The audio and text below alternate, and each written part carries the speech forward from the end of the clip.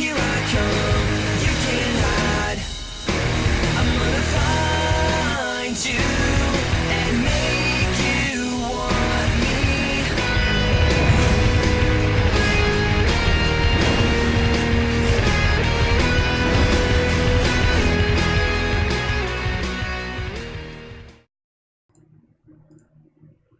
What's up, YouTube? It's your boy, Angry Jackalope. Rob Ricks, I'm motherfucking in house, y'all. What's up? What's up? What's cracking locking? And we got Backwoods. What's up, all?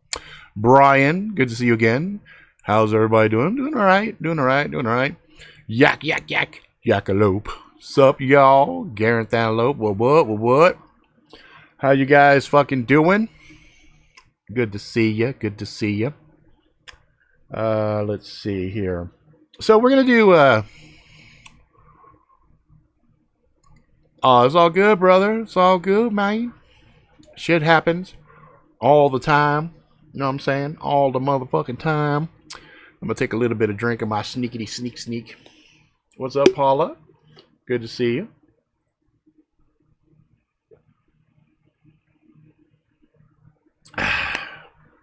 Boy, oh boy.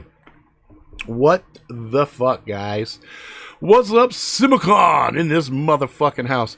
I miss you too, Brian. So I need to get something off my chest, and for anybody who is atheist or anything else, you could just do one of these, and just not listen, because I love my atheists, I love my agnostics, I love people that are Muslim, whatever your religious creed is. I got number love for you, but I had some shit that happened, and I got to share shit. with you motherfuckers, and you notice that my lingo is still the same, and my mannerism is still the same, and even though this kind of awakening has happened with me, it's still the same old motherfucker. So I just want you guys to know that, and if I lose some subs, really, I ain't making money on this shit anyway, so I really don't give a fuck, but I do feel a calling to share some shit with you guys, just because that's what I do. I share a lot with you. Sometimes my wife says too fucking much, but I digress. Whatever. So this show might actually end up being just a little longer than normal. Yeah, you go ahead and do that. Might be a little bit longer than normal, but I think it's important. We're going to cover a couple of different things. We're going to cover kind of a state of a union, what I've been doing, what I've been up to, what my plans are, what are some of my goals and dreams and aspirations, and some of the medical shit I have to go through is definitely going to affect this show, maybe just from a cosmetic and maybe a little bit from a sound point of view. We'll get to that in a minute. But I do want to talk. I would like to share. I would like to, can I talk with you, good folks, about our Lord and Savior Jesus Christ? And I say it kind of like that, just because for the longest time, like, I am Christian, and I was baptized not too long ago. Well, 3 or 4 years ago, maybe 5 years ago, and I had some issues of faith, and tell the truth, say what you mean what you exactly. That's what I do. I always try to. I don't try to bullshit you guys at all. So I had a faith issue, not with the Heavenly Father, which we can call God, not with God, but more so with Jesus, and which is a big deal when you've been baptized, because part of being baptized is a public declaration of your belief in Jesus Christ. So I had problems, guys. I had some serious questions of faith, and but I gotta tell you, as I've been writing my stories and stuff, Jesus has been butting into my life, and through really no fault of my own. What's up, Bronx? In the fucking his house. Oh yeah, man, you're in for a good one. This is a crazy episode. So Jesus started bumping into my life, man. Started coming up in my daily conversations, and I was finding myself frustrated because I was giving advice and citing Jesus and other stuff, and I was feeling quite the hypocrite.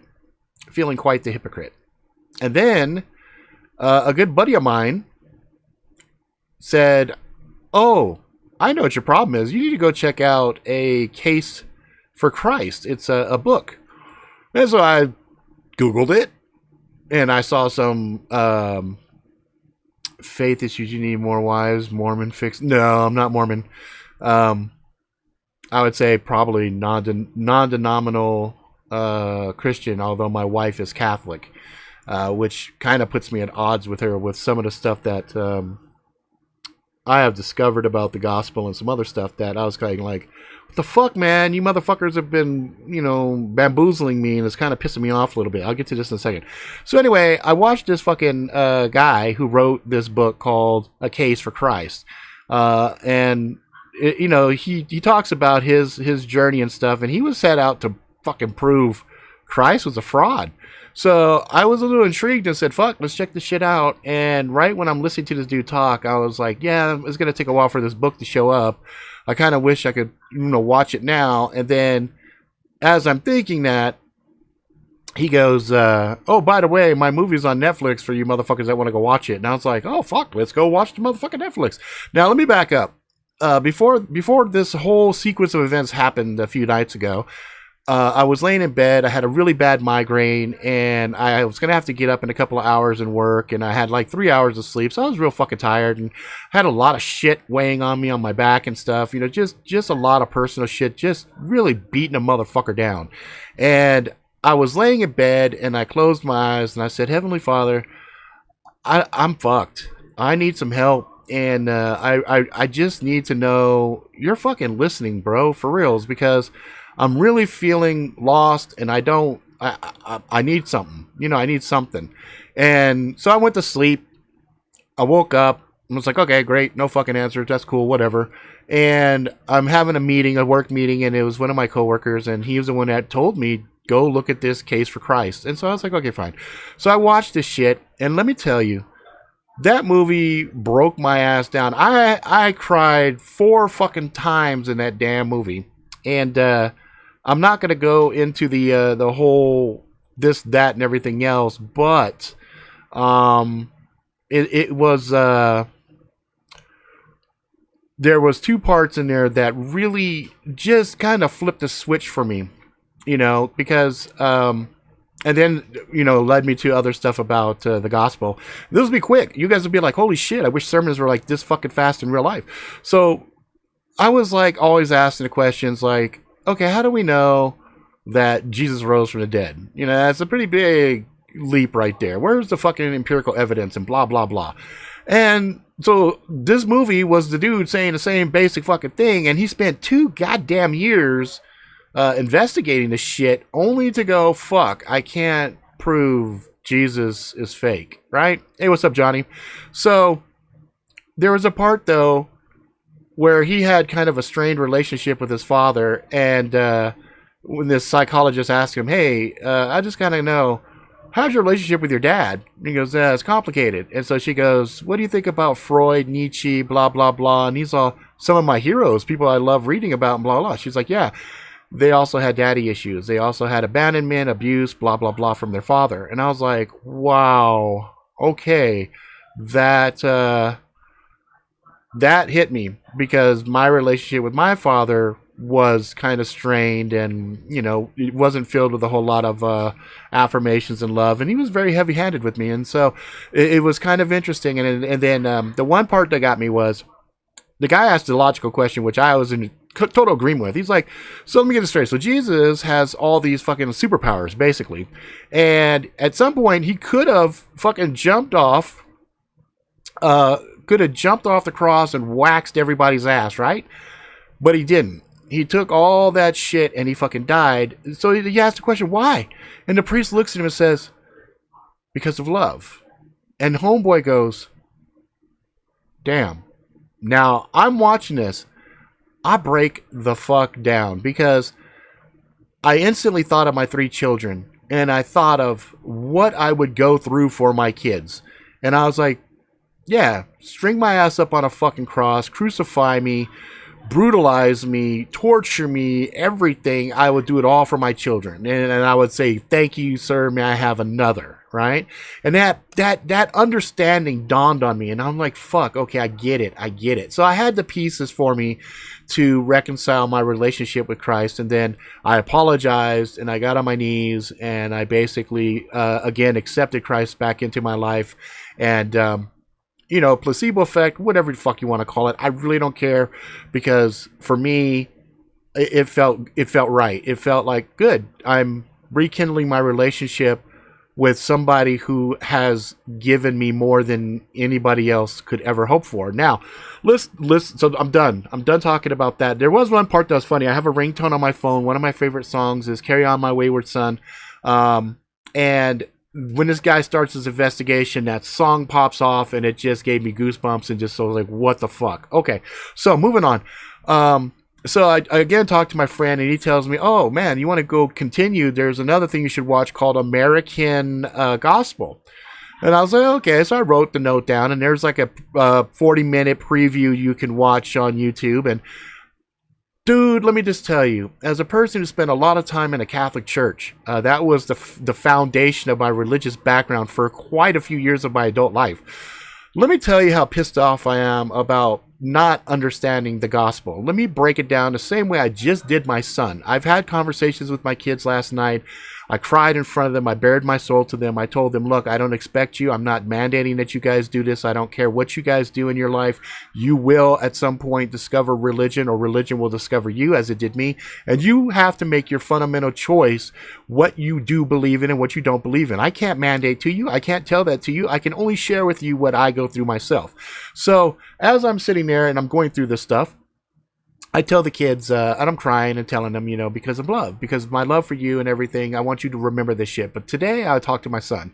My son came, he was a little shook last night. He walked away, and he was thinking we were going to be dragged into the church, and I was going to do this, that, and everything else to him. I said, no, kid, I'm not dragging you to fucking church. I'm not dragging you anywhere else, but you need to understand the gospel. So basically the gospel is the understanding that human beings are fucking flawed. We're fucked up. And there's no way, shape, or form we can ever live up to the level that God would like us to be. We can't be perfect. God is perfect. We can't be perfect. And at some point he understood that. He said, okay. So I told my son like this. I'm going to tell you exactly how I told my son. God looked down and said, fuck, I got a bunch of fucking retards down there. And these retards can't figure shit out. And so I need to help them out. And so he sends down his only son. He basically sends the son down, and his son makes the decision to take all of the pain, all of the sin, all of the stuff that normally would condemn us immediately to fucking hell, and was brutalized, was murdered, but then he rose again. And the only thing he asked in return is for us to A, acknowledge, and B, accept him into our hearts so that he can help us. That doesn't sound like a fucking whole lot of horrible things. And that's the cornerstone of the gospel. Very simplified, very straightforward. But and understand, once you do that, once you accept Christ and you say, I give myself, I'm really sorry, I need your help, I can't do this on my own. Just the acknowledgement that we are fucking retards, that we're mental midgets. There's no way we could ever live up to the expectations set forth in the Bible, the 10 Commandments specifically. So my son was like, well, what do you mean? I said, okay, look, do you tell lies? He's like, yes. I said, do you look at hot chicks and go, ooh, I'd like to do something to them? He's like, yes. I'm saying, dude, in the old days, that's enough to get you condemned to hell, because you just lied, and thou shalt not lie.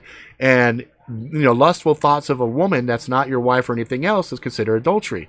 So, you've committed some sins that normally, under normal circumstances, prior to Jesus coming and getting pinned up and fucking killed, would have committed you to fucking hell. That's fucked up, right? So anyway, and this is not me telling you guys what to do, what to live, or anything else. It's me basically sharing with you some very interesting things. So I'll be doing some really deep dives into the Bible, discussing things, but saying it my fucking way. So, there's some people, oh, you shouldn't curse, and you shouldn't, fuck you. You know what I mean? The Bible is meant for fucking everybody, and the people that need the Bible the most are motherfuckers that talk just like me. So fuck what you say. I do shit my way. That's it. End of story. All right, so moving on. Because that stuff really was like, wow. And look, that was 15 minutes to cover my spiritual transformation as well as talk about the gospel. Holy fuck. I wish I could go into a fucking church and be in and out in fucking 15 minutes. It's fucking retarded, right? I like Catholics. I like the ritual part. I like the sanctity of things. But when I really, at close scrutiny, there's too much sanctimonious stuff in there that just fucks us. So I'm like, you know what? I'm sticking straight with the Bible. And I told my son, look, kid, you don't need to go to church. You don't have to have a priest tell you shit. A good priest, is there to help answer questions, because if you deep dive into Bible, page 1, you're going to have fucking questions. There is no if, ands, or buts about it. If for nothing else, then it's clarification on some of the language and stuff like that.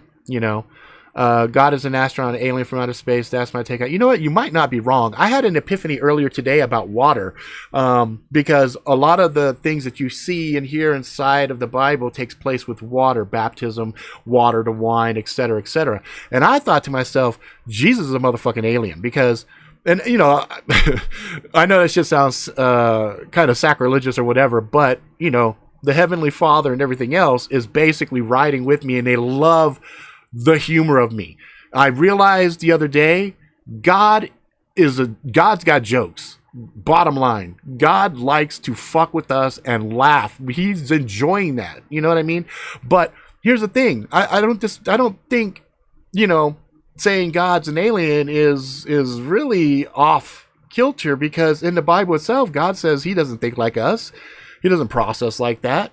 And he is everything, right? He's self-sufficient. He doesn't require any of the things that we fucking need. That's alien as fuck to us, right? So anyway, and also just the whole discovery of, in the beginning there was darkness, and then God said, let there be light, and then he took the light and he took the dark and he made that day and night, and then he basically took the water and he split the water and he put the firmament and he started to create all this other stuff. It's kind of like, okay, that sounds to me like a motherfucker who stumbled on some shit and said, look, I could fucking dabble. And he made shit. He made all the shit, right? But it's interesting because in the beginning there was darkness and God said, let there be light. So it's like, okay, so darkness existed prior. It was a thing. But then God said, let there be light. He needed to see his shit he was working on, right? Anyway, it's just kind of neat. Yes. So Simicon makes the point, if he is real, then he already knows what's going on in your head. So just think your thoughts, be yourself, and always strive to improve upon all aspects of your life. Yes, that's the goal. But here's the thing. This is the thing that I love. As a writer, the way I write stories, I start at the beginning, and I know where it's going to end. But I have no fucking clue what my characters are going to do. I know where they're going to end up. I know who's going to die. I know all of this shit. So in all practical purposes, when I write my stories, I am God. But let me tell you, I will be writing, and then all of a sudden these characters start doing stupid shit. And I'm like, the fuck? And I start laughing, and I'm enjoying it. I'm enjoying the process of seeing where these motherfuckers go. And then when I get to the end of the book, I'm like, wow, that was fucking fun. Hey, Lyra, what's up? I didn't see you when you came in. So, it's kind of funny. I think God is the same way. I think God, he knows everything. He knows what's going on. He knows what we're going to do. And he gave us choice. That's the joke. That's the practical punchline. That's the joke. He knows from our humble beginnings where we're at, we're going to end up as like a president or a dictator or something, right?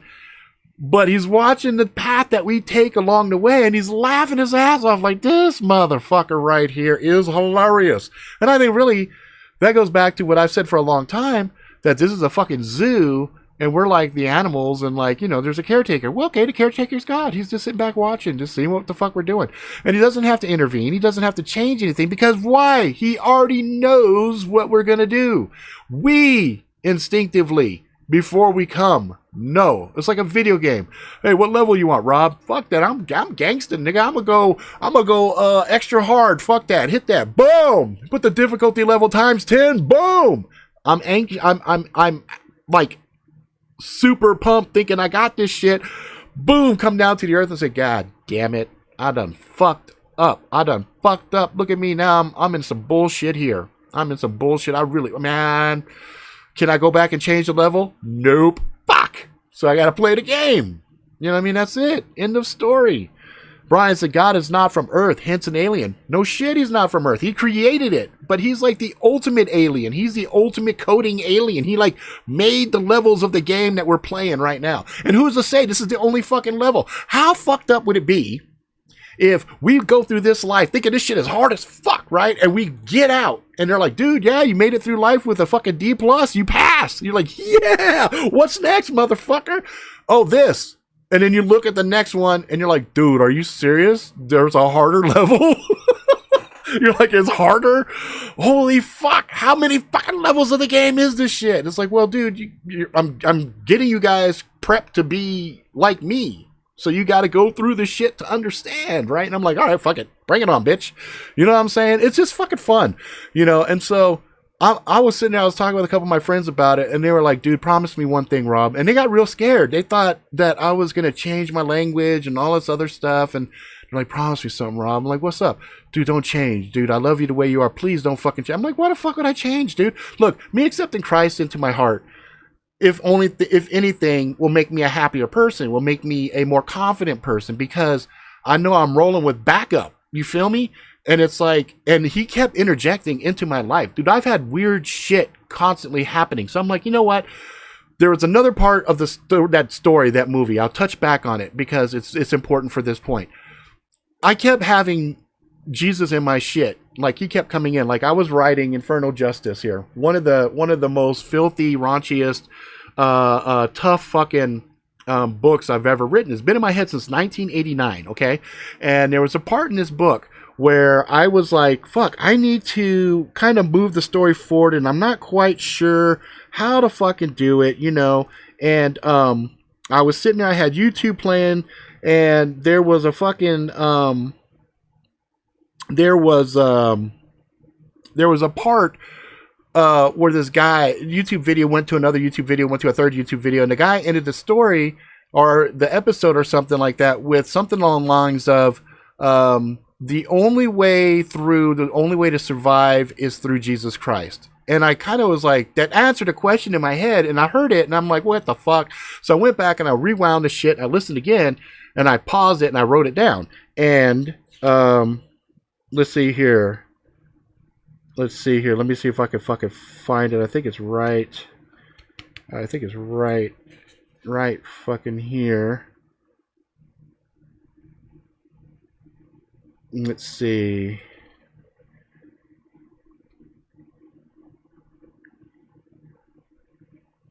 It was, here we go. I didn't mean to be hasty. I have a demon on my, I don't mean to be hasty. I have a demon on my tail. Rumor has it you defeated one. No, I did not. I was defeated. I was beaten. The thing played with me.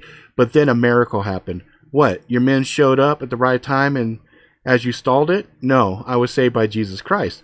Wait, you saw Jesus Christ? For a brief moment, my heart skipped a beat. If he had seen Jesus, no, I was saved.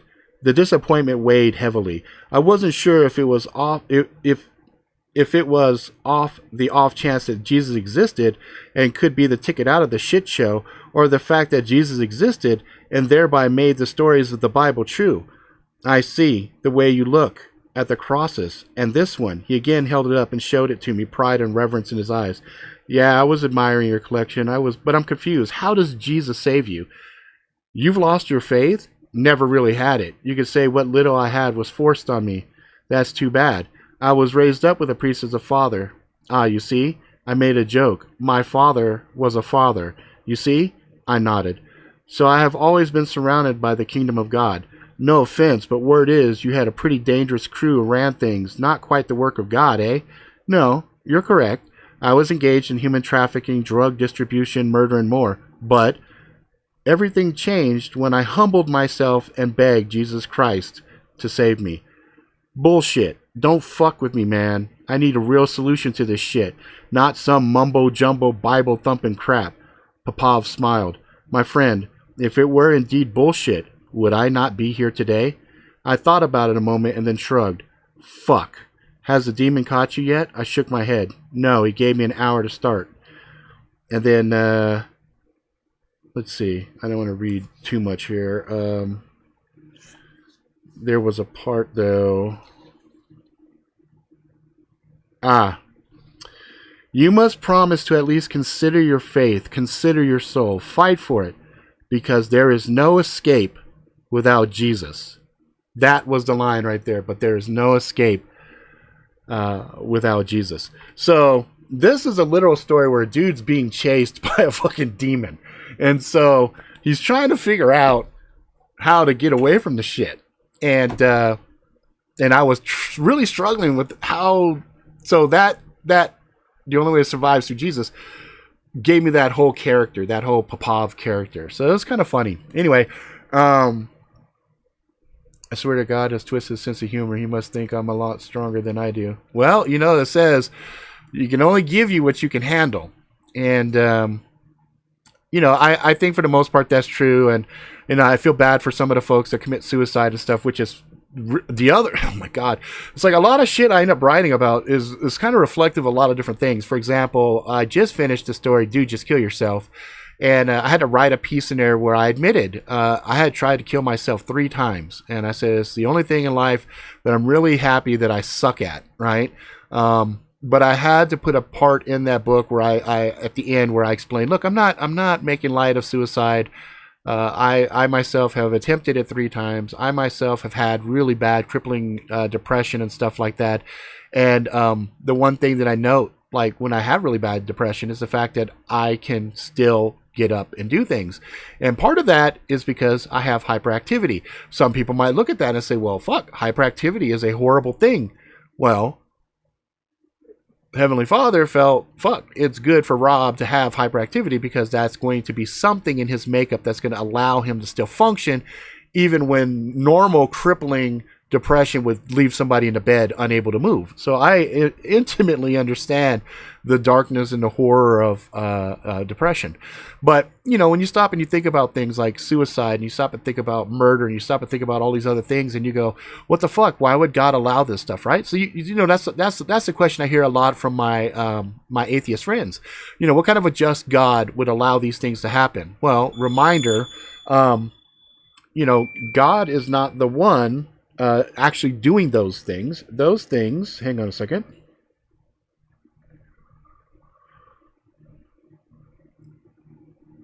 Okay.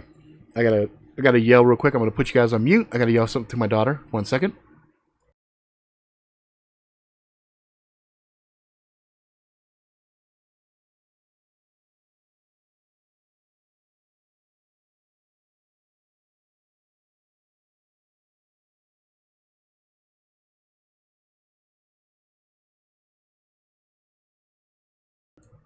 One second, guys. I just gotta make sure that my daughter left to go pick up my other daughter. They're both working now. It's cute because they're both working at fucking Wendy's and they have different shifts. So I'm making sure. Yep, she's gone. Awesome. Okay. Just want to make sure. Yeah, I forgot what I was fucking saying. I got sidelined. Oh, so, you know, the suicide and stuff like that. And people go, why would God fucking allow this shit to happen? I mean, what kind of a fucker would, you know, let a child be fucking human trafficked or raped or whatever?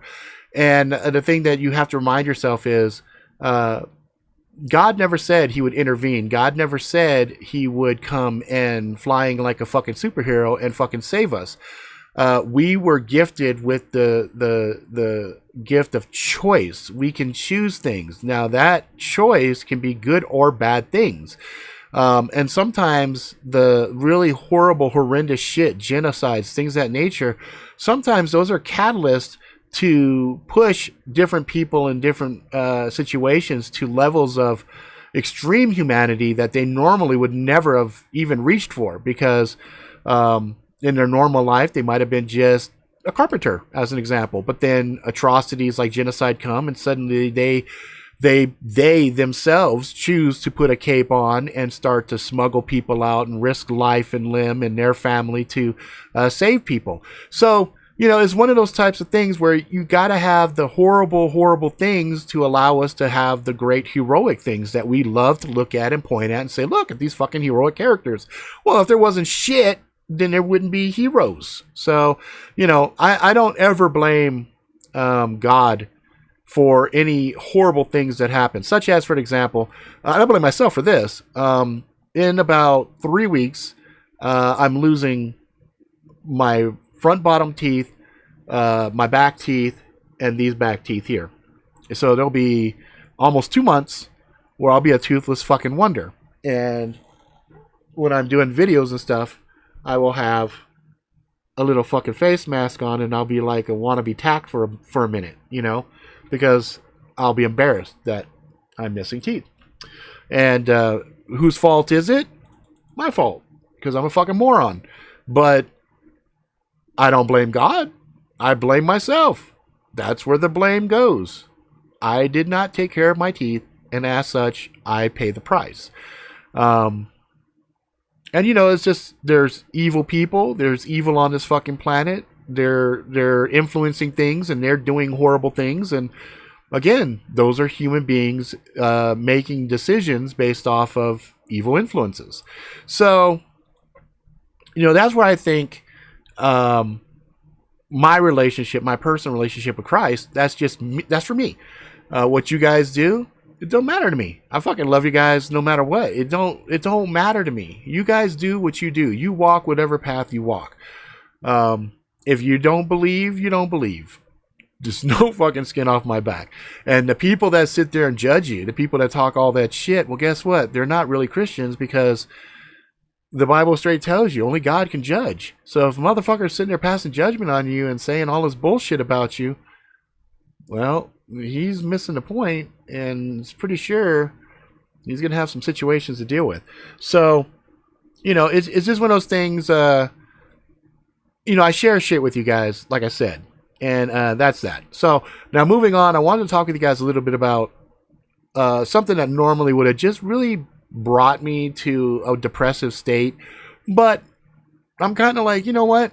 It is what it is. So I got my my report today from my book company, my publisher, and basically this is my my paycheck for my Magic Really Sucks Book 1, and it says that my royalty for 6 months, so February till today, is $56.95. So if you guys think that people who sell books and stuff make a boatload of fucking money, you're sadly mistaken. And total number of books sold were 31. So 31 books in about 6 months. That's averaging about 5 books a month. Interesting to note, I had one sold in the UK, and I know exactly who that went to. That went to Tinchy. There were 16 physical 16 physical books. Was that what that says? And where is that number? They had a breakdown that told me how many ebooks and all of the, here it is. 21 printed books and 10 digital books. So I was like, wow, I didn't realize people were buying this shit on the motherfucking Kindle. So normally I'd be a little bit bent. I'd be a little bit like, ooh. But I have decided that I really enjoy writing. I love writing. I like telling stories. And I'm going to continue to tell motherfucking stories because I likes to do it. And like I mentioned earlier, it's kind of like a godlike activity. And let me show you the fruits of my effort for 2017 till today. Okay, so that's what I've gotten done on the fiction side, right? So I've got Magic Really Sucks Volume 1, Revelation. Been out since February. Actually wrote these back in 2017, but spent damn near a year trying to find a goddamn publisher. Waste of time. I should have just published it on my fucking own. This is Magic Really Sucks 2, Liberation. This one just came out. Then I started my little novellas to answer the question of, oh, how come people aren't reading? Well, let's give them something easier to read in a format that's a little more fun, feels like a comic book, blah, blah, blah. So this was the very first one. This was 3 Simple Rules, followed by The Rusted Blade, followed by Infernal Justice, which you guys are already introduced to, followed by Augmented Reality, which has now been renamed to Augmented Truth, which was supposed to be the original name of this bitch, but for whatever reason I was a fucking retard and I just couldn't do it. Let's see, I saw some comments in here. Jesus came, Johnny, to help us through the harder parts. I just tired of all the people that mean the most to me being taken, and I'm left to try and put the pieces back together. Yeah, that's rough. And that's that challenge level. That's that, oh yeah, what can I fucking deal with? Oh, I don't know. What do you want to do? Fuck yeah, give me the hard shit. Man, you're just a hardcore gamer. That's what it is. You pick tough shit. And then, in addition to those little books, I made even smaller ones. I made little pocket books. So there's even a fifth one that I don't have in hand yet, called Dude, Just Kill Yourself, right? So you guys can see I've been busy. That's the fiction side. That's the fiction side. Not only on that, but I've also been working on journals and workbooks and things like that. So this is a day planner. I use this motherfucker every single day. This one right here is a little research thing. And this one you can see I did author research. I'm mastering my craft and doing a bunch of research. And so I keep all my notes inside of these. You can see they're small, you know, real lightweight deals. This one right here is a writer's workbook. So if you want to write stories, you want to keep all your shit together, there's one of those. And then right here, this is my money, where's my money, bitch? This is a kind of a fun little thing if you're a hustler or whatever, and you're keeping track of what people owe you. Boom, there you go. Then there is the Visual Master, which is basically a storyboard deal. So you can actually storyboard out your stuff and have a little portable book to keep that in. Then there's Travel Master, or Trip Master, I should say. This one allows you to track a vacation, all the important stuff that you need there, multiple forms inside of that bad boy. Then we also have the Reliant Workbook. If you're a prepper and you want to keep track of all your different preps and shit like that, boom, there that is. And then I had All About You Journal, which is basically a bullet journal. It's just blank things with dots. You make your own stuff. And I have some that I'll show you guys later, blah, blah, blah. You know, not this video, but some other time I'll explain it. And so you can see that's just scratching the surface. This year, thus far, I have 22 books. Some of them are the journals, and some of them are in the fiction stuff. And I just did one last night because now that I'm spending a lot of time actually going through my Bible, which is beat to shit. I've had this some bitch for ever and a day, but I was using zip ties to mark my place on different things. I needed something to jot notes down because I have some fucking hard questions I need answers to, and so I made myself a Bible study journal as well that I can use in conjunction with this to kind of track my notes. So you can see I've been busy. I've been creating things. I've been trying my best to market stuff. I've been trying my best to, raise awareness and let motherfucker know the stuff I'm working on. I listen to people's advice. Like, Garen had this great fucking idea for this sumbitch up here. And, that's what I'm trying to do. Let's see here. How about something that would help people like me that need to learn to research and post stuff on Facebook and such?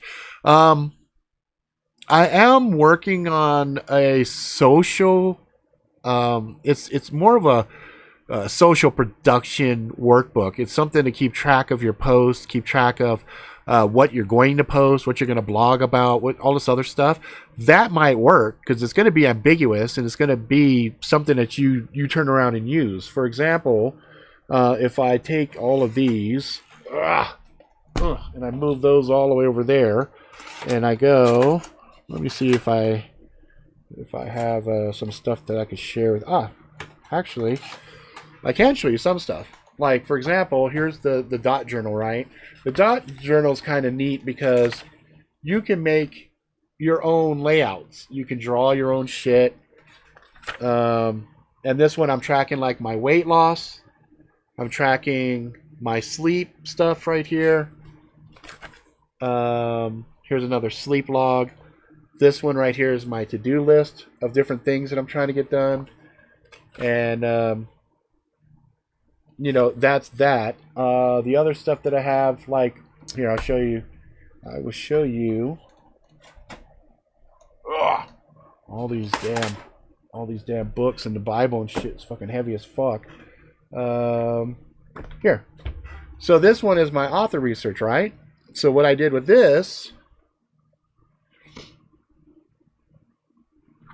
these are notes that I'm taking as I'm reading and learning and all this other stuff. And then I continue it. So on this side, I jot all my notes. And then on this side, I will do like the gist of what they were talking about. And I think I have an example here. Yeah. So these are the notes over here on this side. These are all the notes as I'm watching. I'm taking notes. And then the digested stuff that's important, I put over here. So when I'm going back and looking at my notes, I can go, okay, every promise must be kept. And this is from Dan Brown. Dan Brown says, when you write a story and you put something and you make a promise, you have to make sure you fulfill all those promises. He says, clicking talk. So time pressure, write a story where time is the pressure. So you can see I write these, I make these things. So this is my notes from Neil Gaiman. These are my notes from, see, I had a lot from Neil. And then this is notes from Dan Brown. Continuation, I had 3 pages of notes from Dan Brown. Then I had notes from Patterson. Let's see, Patterson. So here's James Patterson. I was doing all my notes on his research. And then R.L. Stein, Malcolm Gladwell. So you can see this was different colors. So, bottom line is I make things to help me, and then I share with you guys. And if you use them, great. If you don't, you don't. It's one of those things where if it helps you, that's really the gist of why I do this shit. Because as you see, I'm not making a whole lot of money. I'm spending more money buying my shit as proofs and everything else than I'm making, period. Because here's the proof of the pudding.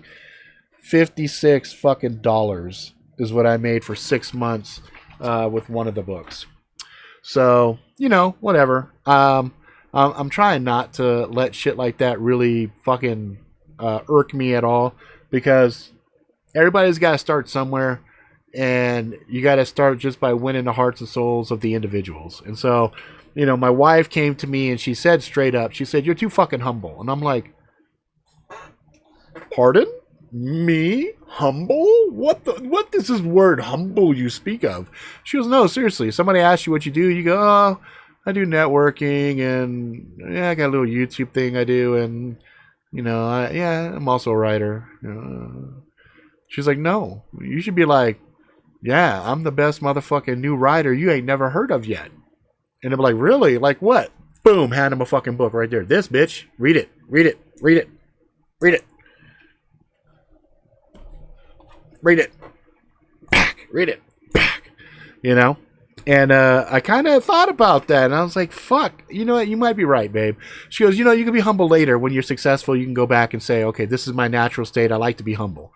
I don't like to be a braggart. I don't want to go out and be like, I'm the best motherfucker around. Woo, woo, bitches. That's not me, But she makes a good point, because if you can't sell yourself and you can't be, hyped up and confident about your stuff, and you can't say, I really enjoy it, I think you're gonna like this, then why would they believe in you in the first place? That's what it comes down to. And I'm like, okay, all right, I hear you.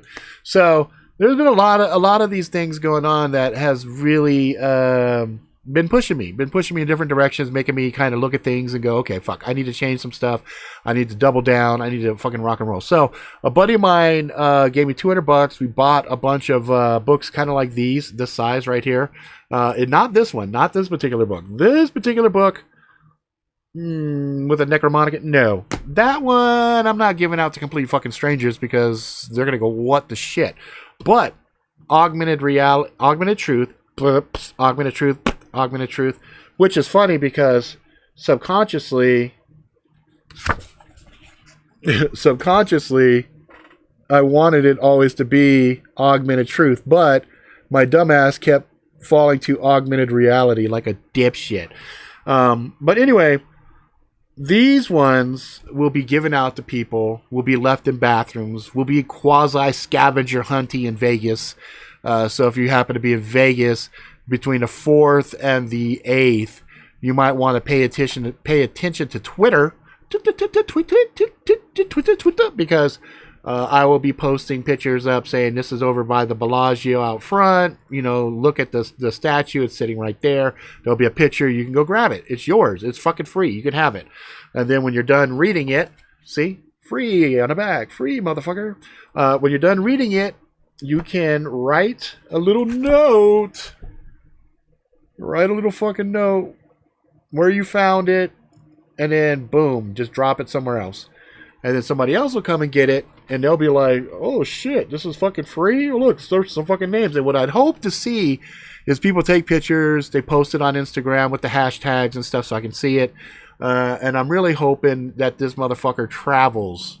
You know what I mean? My beard right here is just ragged as fuck.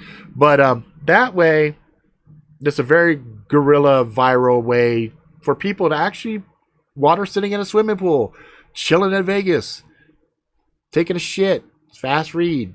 Somebody might read it while taking a shit, get up, walk out, hand it to a friend. Who knows? Who knows? Yeah, you know, a buddy of mine was saying something very similar to that, Johnny. Like, hey, just give him like a couple chapters, and then I get to the part and it says, to get the whole book, go here. And I'm like, no, I don't want to bait and switch fuckers. I'd rather give it to them, have them go, damn, that's a fun book. I really like that. What else this motherfucker got? And then they go look and they see, wow, this motherfucker has a lot of them. You know, I want to collect the whole goddamn collection. You know what I mean? I want all of them. And they go, how much are they? Wow, $4.25. That's pretty goddamn good. That's pretty cheap. $4.25, $5 for the thicker ones. That's not too fucking bad, Mr. Ricks. And then you know, I got Prime. I want the bigger ones. Okay, well, these are filtering out to Amazon as we speak. Within 3 or 4 weeks, all of those will all be up on Amazon. You'll be able to buy every last one of them on Amazon, Barnes & Noble, etc., etc., etc.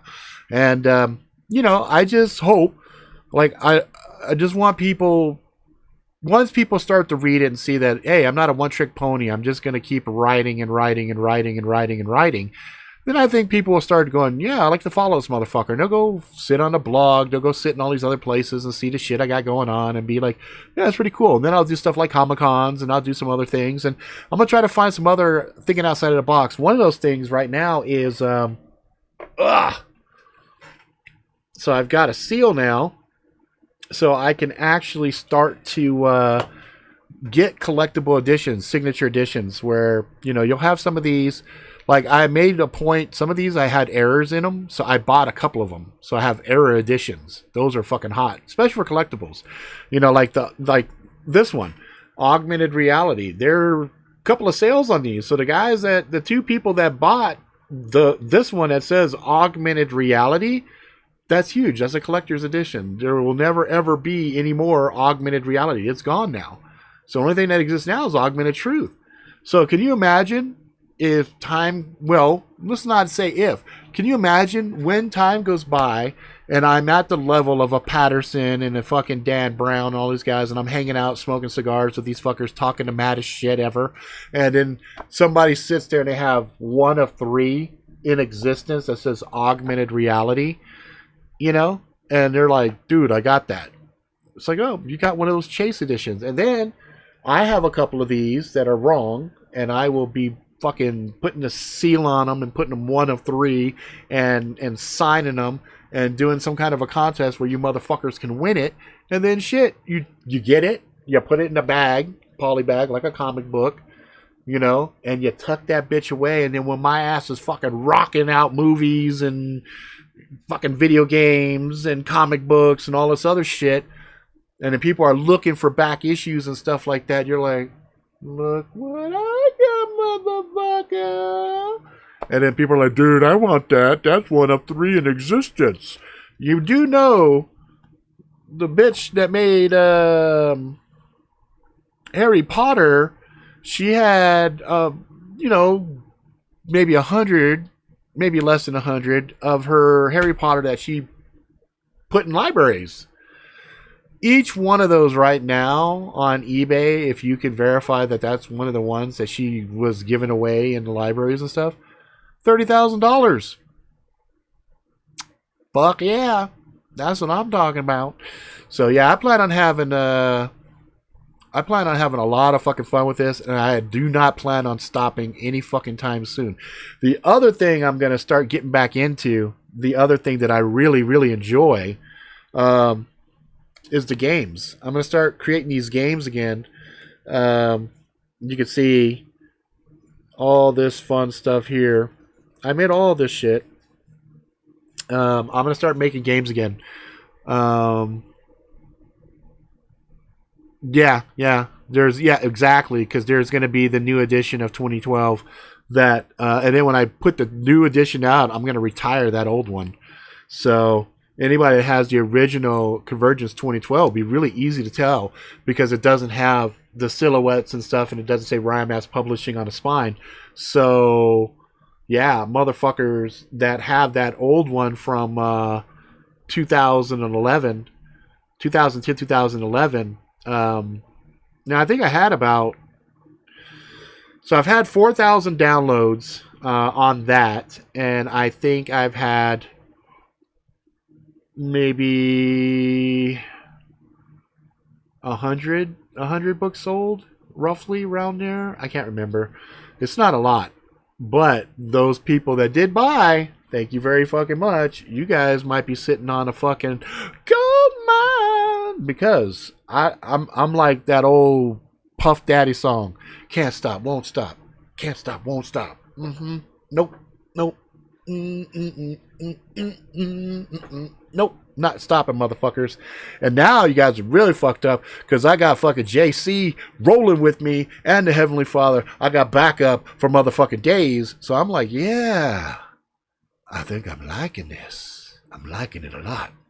So, that's that. I'm writing so much, guys, that my keyboard is breaking and sticking on the E's. So every time I type the, it says the. And also, my mouse is glitching out too. So I have to get a new keyboard and a new mouse. So I'll do that pretty soon.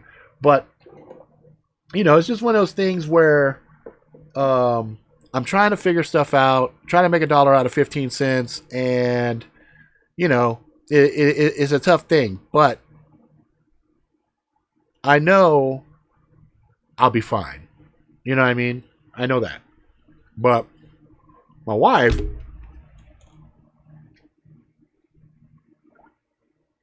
she's nervous. You know what I mean? Our money is super duper tight. So this Vegas trip that we're trying to do to go and hand out a bunch of books and all this other stuff, she's worried about it. She's like, I don't know. And I'm nickel and diamond. I told her, well, shit, babe. In a few days, I will have this $56.95 sitting in my fucking PayPal. You know what I'm saying? And then when I come back and I get these teeth taken out, and then I get the dentures and stuff later, I'll have a beautiful smile. I won't have all this shit, all these gaps and shit. So, try to find a positive in all the shit. Because if you just focus and fixate on that negative shit, it's just going to fucking eat you up. It's going to eat you up because the world is upside down right now. The world, it don't make no damn sense right now. So you just got to do whatever you can do to weather the storm. That's all I got to say. Because make no mistake, guys, we've got a real storm coming. We got a super storm. We got us a Category 50 sliding our way. And if you're not right, it's going to be hard. You're going to have a hard fucking time. But I'm like, yeah, fuck. bring it on, bitches. And I'll be writing stories and making more stories and continue with the real-time story time. That's the other thing. Actually, I am missing a book. I have another book, actually, guys. It's not here. It's my fucking Harry Situation. Where the fuck did my Harry Situation go? Yeah, I have another one of these, which is made from the real-time story time. These are just the noveps. 1, 2, 3, 4. Yeah, I got 5 noveps, and I got one Harry Situation, which I don't have a copy sitting here. That's fucking funny. That's oh well, here I got an image. There you go, Harry Situations. That's another story. So right now, on the novella side, that's 6. I have 6 stories, and then I got more coming. I got more coming. You want to hear a real fun continuity piece? I'll tell you a little bit about Jesus real quick. It's fucking awesome. This is real cool. This is gangster shit, really. So there's a part I misquoted before where I said Jesus got pissed off because people were getting charged to go into church. And I misspoke. It's more like motherfuckers were in a church with a merchandise booth, like they were selling, they were selling swag up in a church. And Jesus got upset about that, and he flipped over the money shit, and he's like, "No, don't do that shit up in here." And they came and they said, "Motherfucker, who are you, dude? You can't come in here and tell us how we do our shit." And so he's outside this magnificent temple at this point, and so he says, "You know what?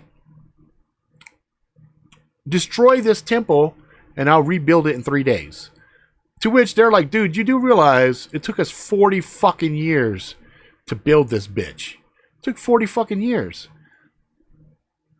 Nothing happened. They didn't tear it down. They didn't do anything. But when he got killed, when they killed him, 3 days later he rose. Hence, the temple was rebuilt. The temple was his body. He was referring to himself. He says, when you destroy this temple, I will rebuild it in 3 days." To which they assumed it was the big fucking temple. Haha, how's that for some fucking continuity? I was like, gangsta!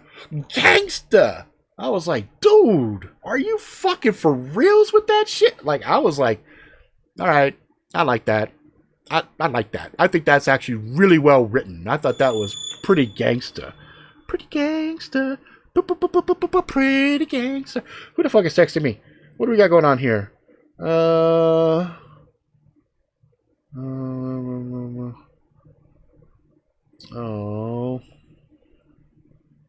Yeah. My girl Brenda was like, "Hey, we just passed this one fucking spot. They ain't got no more jackalopes." I'm like, "Aw. Fuck." So anyway, I just, I share everything with you guys when I don't take a shit and bring you with me, nothing like that, but anything profound. And I think I am a mouthpiece. Even these stories, I don't know where they come from. I really don't.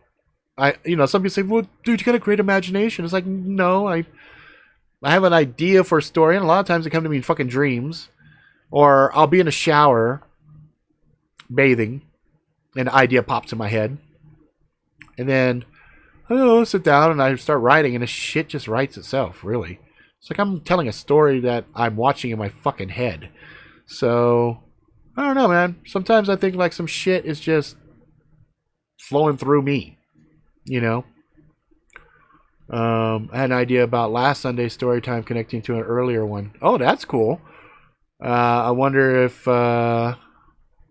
which one. Yeah, you gotta tell me. So, it's just been kind of interesting for me, and I just wanted to share it with you guys just because, that's what I do. I share this shit with you guys. And I got a feeling, guys, that weird shit's gonna go down. I had a dream the other night. It's like daytime, I guess. I sleep during the day like a fucking vampire.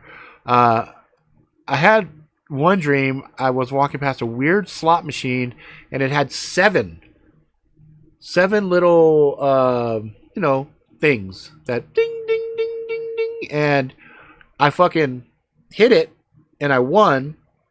And I was like in a hurry. Me and my boy Steve were walking like we're going to a meeting, and I was like, "Oh, check this out!" And I threw $5 in it, and I pulled it, and it was all chung chung chung chung chung chung, and it was like, I'm like, "What the fuck?" And the numbers kept going, and it got done, and he said, dude, you fucking won $62 million. And I'm like, oh, fuck. And I woke up, and of course, I didn't have $62 million. Bummed out. And then the next day, I had a dream that San Francisco got rocked by a 6.2 earthquake, which is not a big quake, but the epicenter was right in San Francisco. And that, because it was a deep quake, it was super deep. Like, we're talking 120 miles, 120 kilometers or something like that in a dream. Some of it is kind of hazy. And then, but it looked like it was spiraling out. So I woke up. A buddy of mine was trying to Skype me, and I had my shit on Do Not Disturb, but Skype, for whatever reason, would go for half, and it'd stop. And I'm like, huh? What the fuck? And then I looked, and my boy Roy, he had asked me a question about earthquakes. So my sleepy ass eyes, I'm just waking up, dude, 6.2 earthquake in San Francisco. That's fucked up. What's going on with my phone here? Who the fuck? So, well, that dude tried to Skype me. What's this thing over here? Because, Facebook, you get the messenger, you got a little bubble. I click on it, it's my boy Roy, and the first thing I see is the big one. I'm like, oh shit, did it pop off while I was fucking sleeping? And so I'm looking at it. I know 6.2, 62 million coincidence. That's the thing I'm getting to, is the numbers 6 and 2. What is the meaning of the numbers? The numbers. I'm in lost. Oh, what's the fucking numbers? But anyway, so I'm looking at Roy's post, and I'm rubbing sleepy sticks, and I'm reading it. Oh, no, this article, could the big one be coming? And I'm like, well, there is continuous swarming going down in Southern California, and there's a lot of swarming happening in Alaska, and I've been watching them, and it's my personal belief in my heart that, yes, we have a 6.2 sounds reasonable with all of this backed up pressure down there, and it's not really funneling out like it's supposed to. So I'm like, yeah, 6.2 sounds about right, but yeah, it's weird. $62 million and 6.2. So again, 2. And it's funny that those numbers come on 2 things that would definitely get my attention and stick in my head. $62 million, 1, and 6.2 on a Richter scale in San Francisco. That was a big key to me, was it was in San Francisco. The epicenter was San Francisco, and it was over 125 meters deep. So it was a really deep quake, which are worse than surface quakes. And I had the distinct feeling that this 6.2 was going to cause other problems along the San Andreas as well as Cascadia. So I don't know. We'll see what happens. But definitely interesting sets of dreams, different interesting sets of situations popping off. So I just share it, you motherfuckers. Take what you will. I've been noticing a lot of people on YouTube kind of flip-flopping too. I saw John X Army. He's now higher vibration. So he's on his whole pineal gland, higher elevation. You accepted Jesus, but then when you meditate and you get to this higher level, then you see some real truths, and now you're really fucked up. And I'm like, all right, well, mental note, I won't rock that fucking boat. I will stay away from that one. And then even Richie from Boston, it seems like lately Richie from Boston has been going really off the rails. Like he's been going kind of bananas on some of his posts. And I'm just like, a lot of people getting real super negative and kind of like woo-woo weird. So, and I'm not the only one. I've had a lot of people I've been talking to say they feel a disturbance in the force. So take from it what you will. I'm not about the fear porn. I'm about preparing and being real with shit. And I just highly recommend that you just plan ahead, do what you can, but also at the end of the day, don't be scared, man. Really, because I had a buddy ask me about death. He's like, dude, are you afraid of death? I'm like, fuck no, dude. I'm not scared of death at all. When death comes, high five, do a little jiggy dance. I wish I could stick around, watch my kids grow up and everything else. But when my time comes, man, I ain't tripping. And, also last week, fucking death of country prepper, that rocked me. That caught me by surprise. There's a lot of little things, little things by themselves that seem innocuous and no big deal, but then you put them all together and it's weird. It's weird. We're like in the upside down. You know what I mean? Yeah, you see Bronx? Bronx knows what I'm talking about. Used to be, he was kind of funny. He was kind of endearing. Like, his attitude was irreverent. It was fun. But now he's fucking mean. Like, you just feel it coming off of him. And I'm like, dude, I don't even want to watch your shit now. What the fuck? There's no hope. There's no positivity. I mean, anybody who follows Jesus Christ has to have a positive attitude, because if you've accepted Jesus into your heart and you say, yeah, I'm down with Jesus, then really the fear of death or anything else is irrelevant at that point, because you know your place is secured with the Heavenly Father, and that's your belief. So you should be not an asshole. You should be pretty fucking mellow about shit, because if shit goes down and you fight the fucking fight and you hold the ground and you do the best you do and you die honorably, fucking A. Fuck yeah. Call me a fucking Klingon, a Viking, or whatever, but fucking the concept of dying in battle gloriously, you know, defending people that need your help sounds great. But I'm seeing a lot of these quote-unquote Christians losing their shit. And I'm like, guys, calm the fuck down. Relax. We have no clear indication that really, really horrible shit's going to go down. Like, I throw out scenarios and what ifs on a regular basis, but I'm not telling you guys definitively, oh, we're going to fucking, they're going to fucking turn off the lights and they're going to come and rape you. And no, I'm not saying none of that. All I say is there's a good potential of something happening. Just be prepared. Just be fucking cool man Luke about it. Just fuck it. Don't stress out every fucking waking moment. Just, just grab shit when you can and then say, okay, if this goes bad, this is what my plan is. A is this, B is this, C is this. Done. You got a plan. You make a plan with your family. You execute the plan every so often. You test it. That's it. No big deal. No fear. No freaking out. It's just skills. Just learning shit. And if something does happen, you're ready. But some of these guys, man, I don't know. And then we got Mr. Marfugal. Marfugal be like, everything is like, oh, this is, you guys gonna be here. I'm like, seriously, dude? Like, the fuck? Like, he makes everything so fucking spooky. You know what I mean? I'm like, seriously, dude? Come on, man. Do I think there's a potential of some shit going down? Yeah, definitely. But, fuck. The world could end tomorrow. God could get sick of us and fucking Thanos snap our ass and say, fuck it, Big Bang number 95. You know what I mean? There's no promise of anything. But you should still be thankful for this time right now. Thankful for the yesterday, the day before that. Thankful for the shit you have. Even if you have very little, right? You still have something to be thankful for. Every day I write in my journal, I write things that I'm thankful for. And I'll share with you guys. This is intimate shit. This is like my journal. But I'll share with you guys. Just because. I believe in not being full of shit. Okay? So you can see these are my journals. You can see I write notes in them and everything else, right? So one of these things is I'm grateful for. Alright? So, before what I call my awakening. Alright, Brian. Later, brother.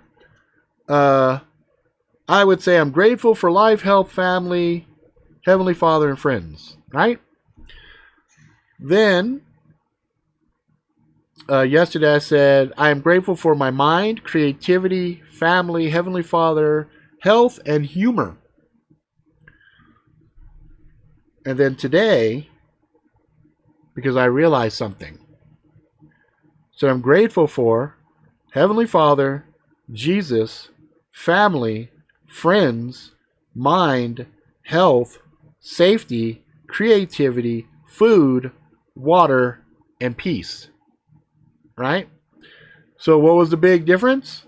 Well, before, I was putting things ahead of the motherfucker that made it all possible. Mind, creativity, family, Heavenly Father, health, and humor. So he was ranking, a little bit above health and humor, and I kind of caught myself and realized I need to come correct with that shit, right? And so then I see the date where I won the 62 million. So I have up here, won 62 million, and that was on the 18th. And then on the 19th, which was the next day, the 6.2 earthquake, right? And then today is the 20th, and then I had my event for today. I got my royalty letter from Black Rose. So you can see a lot of it is just I'm working on my relationship with the Heavenly Father and also with Jesus. So that's what I'm doing. And you guys reconcile and do whatever you want. But as I realize I'm going into battle with these principalities of evil and everything else, one of the things they say you have to do is to place the armor of God on yourself to be able to fight against these fucking things. And I realized I ain't got no armor of God.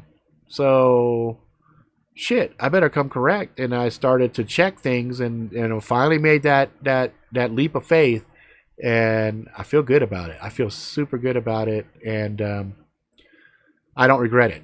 And so one of the things that you do when you make that faith, when you actually do stuff, is you go ahead and you call it out and you say, look, this is my beliefs, this is what I believe in. I don't care what you fucking do. So that's my big difference from other people.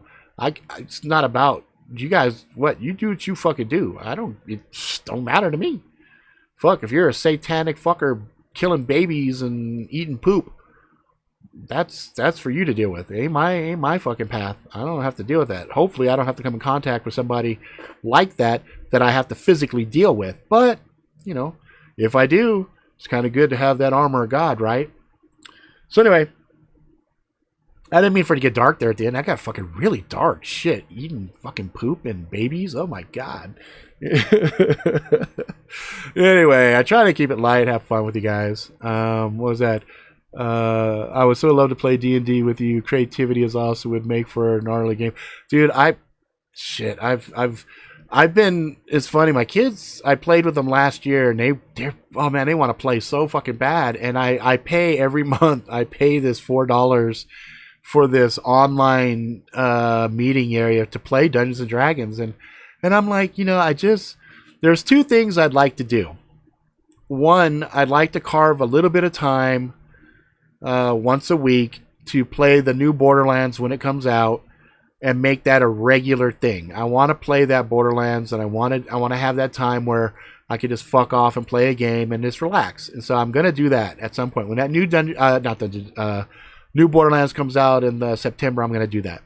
The other thing I wanted to do was I do so enjoy Dungeons and Dragons. I think it is an outstandingly fun thing. Part of the ability I have of telling stories and making shit up was, for hella years, I was a DM and I had to make shit up on the fly just because the players kept fucking up campaigns. So I stopped making campaigns and we organically created the story arcs and stuff like that. So I would really like to do some kind of pen and paper thing. And one of the things that I'm toying with is actually creating my own variant of a role-playing game that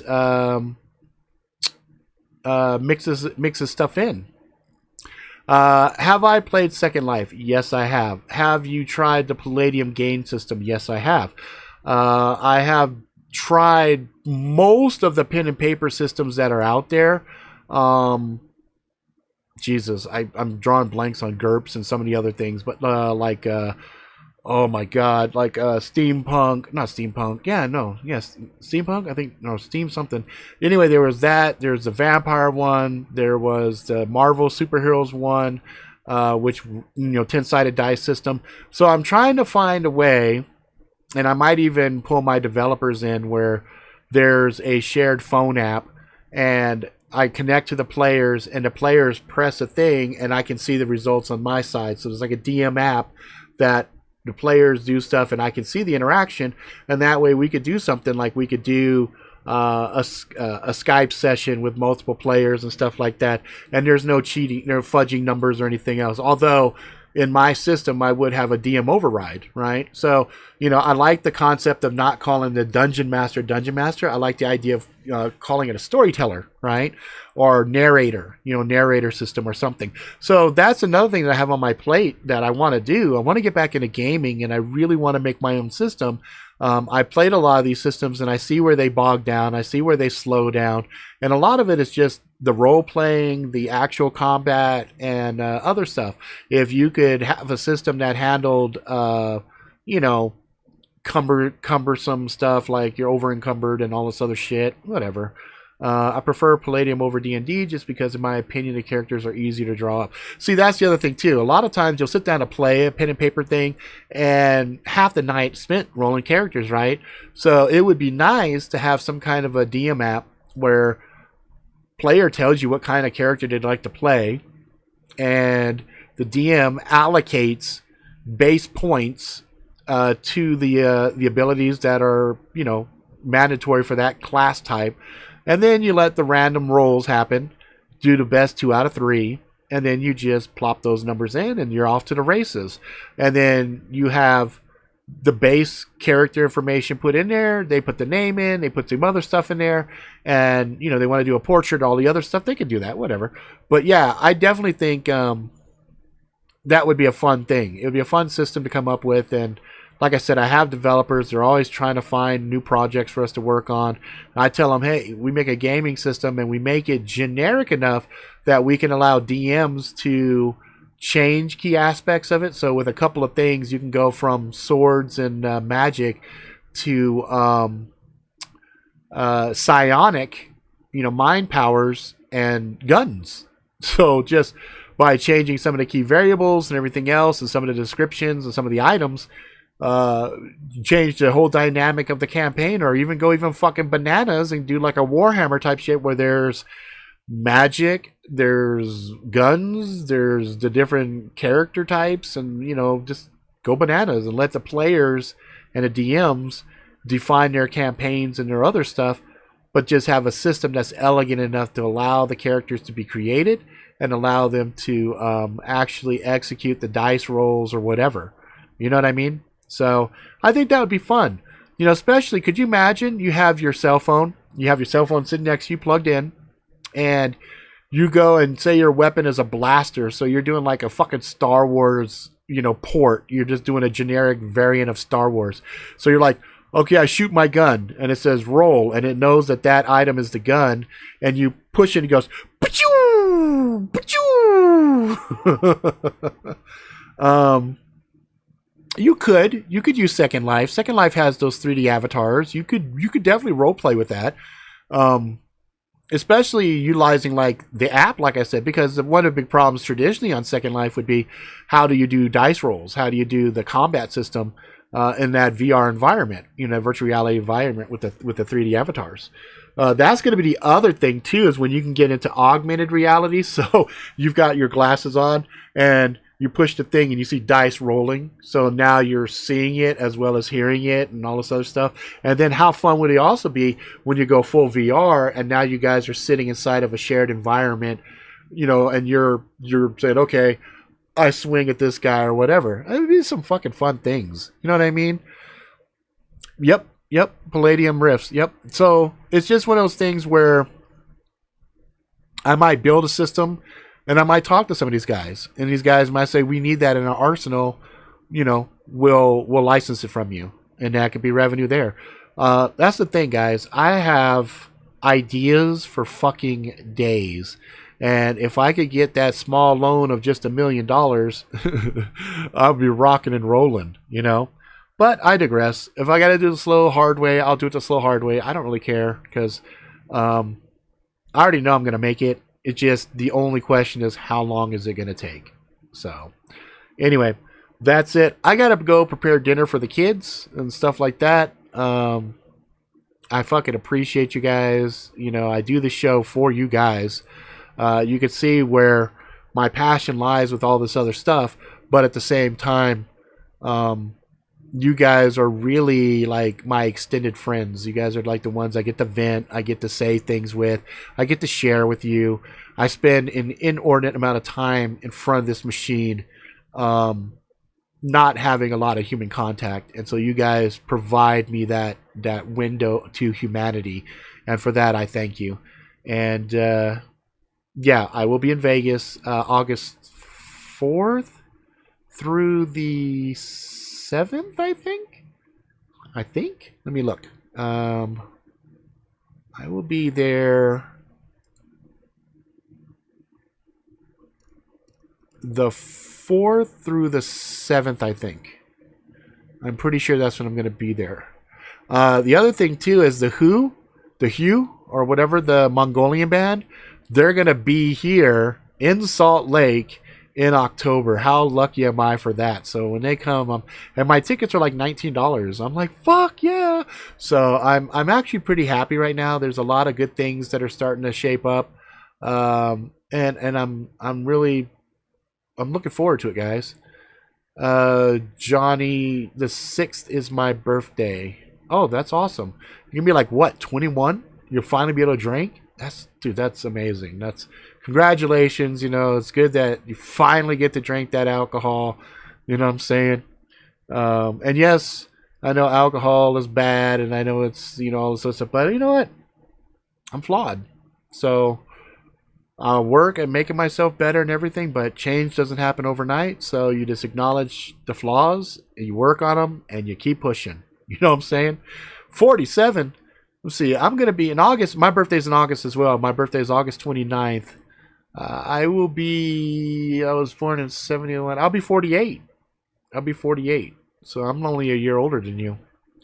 We're both fucking old, huh? At least it feels like that. So... Oh, Rolling Stone concert in Jacksonville. Nice. Yeah, I saw Mick Jagger coming back doing his thing, man. I was like, good shit, man. That's the life goal, right? To be able to get to his age and still rock out. That's what I'm looking forward to. Now, I know I'm going to drop a lot of weight. I've already dropped 8 pounds. So I know when these teeth are gone and I'm just liquid shit, I know I'm going to lose a lot more weight then in that 2 months. So I share this so you guys know, so you're not sitting there watching me wither away going, Jesus, I hope Rob doesn't have the cancer. Oh my God, that would be horrible. If Rob had the cancer, that would just break my fucking heart, you know? I know none of you motherfuckers sound like that. I'm just being stupid. Just being dumb as fuck. Anyway, I gotta go. There will be real-time story time tomorrow, so you motherfuckers tune in. I know some of you motherfuckers will be there to drop some of your crazy shit, like you always fucking do. And it'll be good to see you again, Brian, over there. So again, remember tomorrow, 7 o'clock, same bad time, different bad channel. Over on the Robin or Rick side, we'll be rocking out the new real-time story time. The Robin or Ricks. All right, that's it for now. If you like it, please subscribe. Tell your friends far and wide. Until next time, motherfuckers, please be good to yourself, good to each other. Go out and live life to the fullest. Ride the bus till the wheels fall off. Get some scars, find some love, and all that jazz. And I will see you motherfuckers next time. All right, guys. Adios.